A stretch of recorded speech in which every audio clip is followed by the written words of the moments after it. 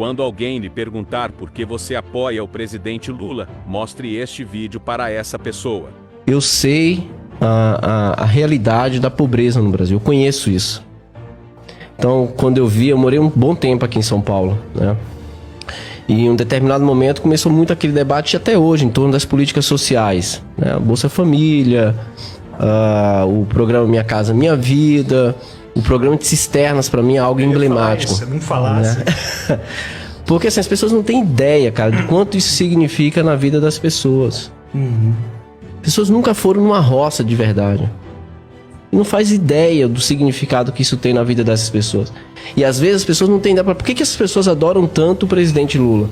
Porque esse cara conseguiu chegar na vida das pessoas que ninguém nunca chegou.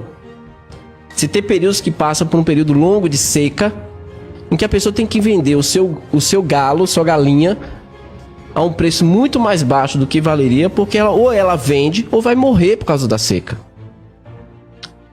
Percebe? E aí você chega um cara que cria uma política de cisterna, algo simples. E é um dos programas mais reconhecidos no mundo de combate à seca, pela ONU.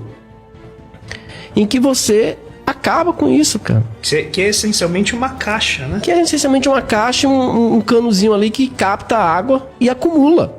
É isso. E vai para além mais. Você cria uma cadeiazinha produtiva em torno disso.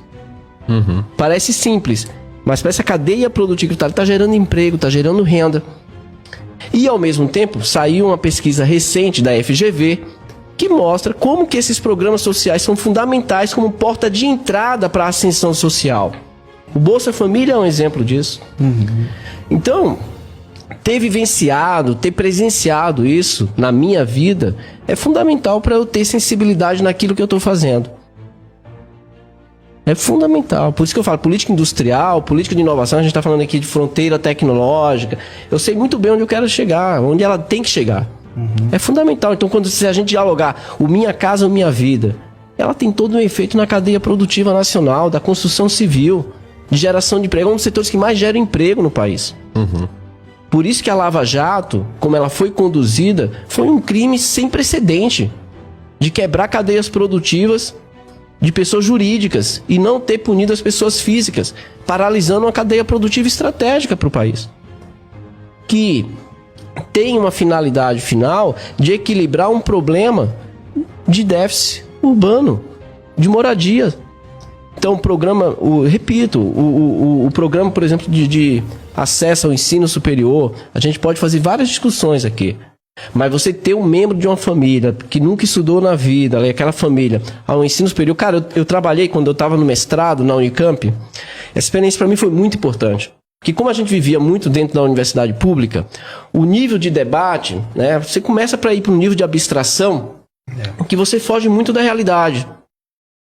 Mestrado, doutorado, você está falando ali, eu fiz mestrado, doutorado na Unicamp, então você está falando com a nata intelectual do país. USP, Unicamp, né? Quando a gente tá... É fato, né?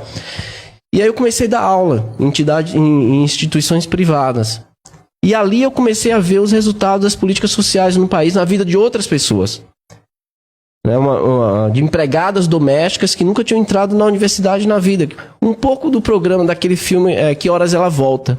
Eu vi aquilo na minha vida dando aula para cursos em faculdades privadas que as pessoas trabalhavam o dia inteiro, chegavam mortas para poder pelo menos estudar um pouquinho. E aí, cara, como professor, você tem que se reinventar. Você não pode cobrar de uma pessoa daquela ali que chegou 5 da manhã para trabalhar e sai 6 da tarde, que boa parte das empregadas domésticas no Brasil passam por esse tipo de situação. Eu não posso chegar e cobrar da mesma forma que eu cobro de um aluno que está dedicado 100% ao estudo, como foi a minha realidade. E você entender isso. Então, assim, minha origem social me permitiu identificar esse tipo de situação e amadurecer muito em torno disso, né? Então, assim, uma vez conversando com o André, eu contei, o André ficou surpreso, que o André não achava que essa seria a minha origem social, né? E aí a gente conversou muito sobre isso, sobre outras questões de ordem pessoal, mas essa é a minha origem social e eu tenho muito orgulho disso.